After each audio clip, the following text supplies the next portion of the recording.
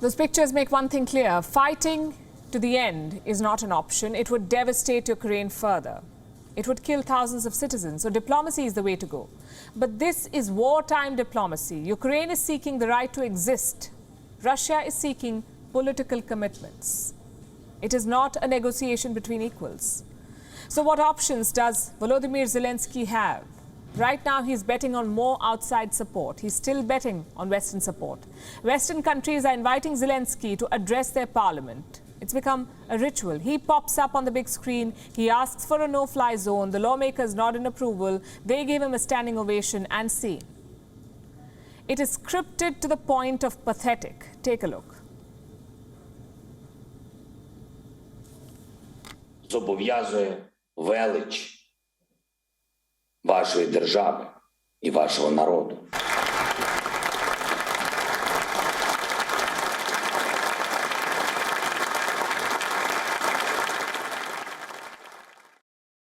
Are lucky to have you as our champion.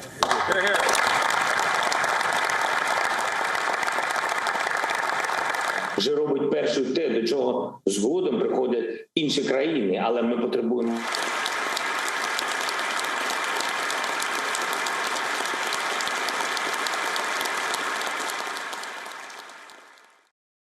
За яких Росія вже не зможе щодня і щоночі тероризувати наші мирні міста.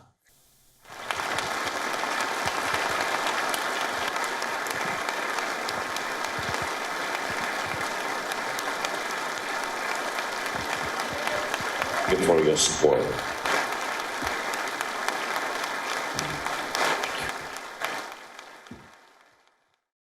Зупиніть війну. Допоможіть нам її зупинити.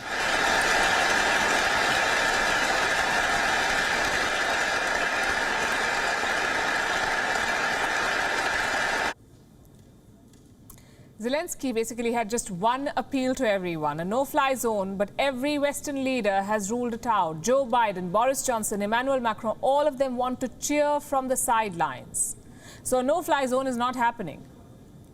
The West knows that. We know that. Russia knows that. So why is Zelensky still asking for it?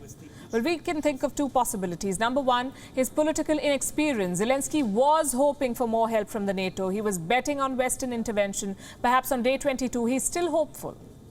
That explains his emotional appeals to Western parliaments. He's showing them pictures of destruction, of Russian missiles hitting buildings, of Ukrainian refugees fleeing. Zelensky is appealing to NATO's humanity. Unfortunately, such a thing does not exist.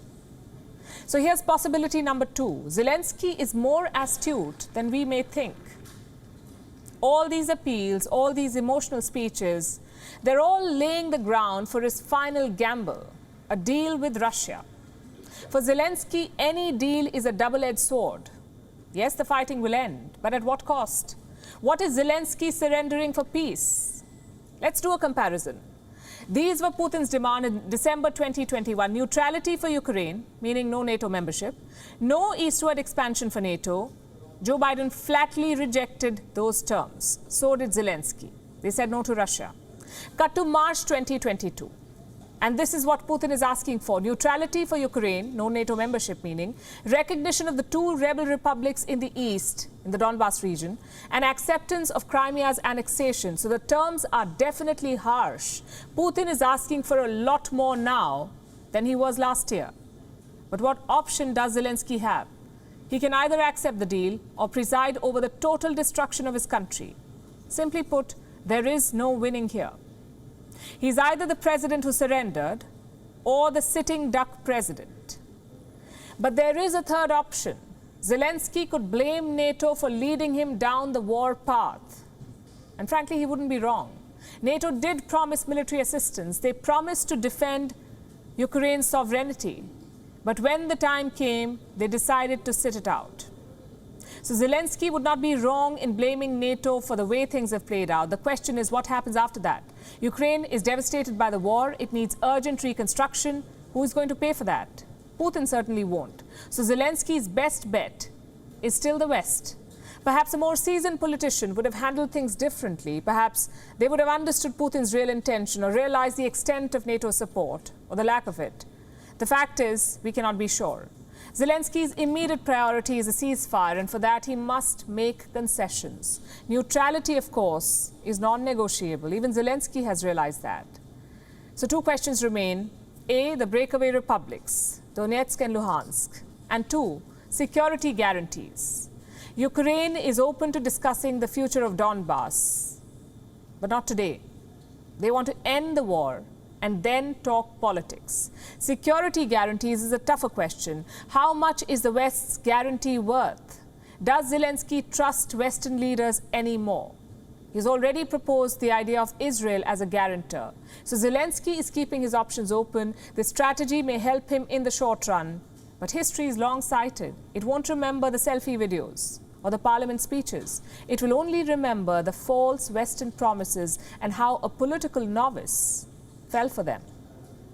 WION is now available in your country. Download the app now and get all the news on the move.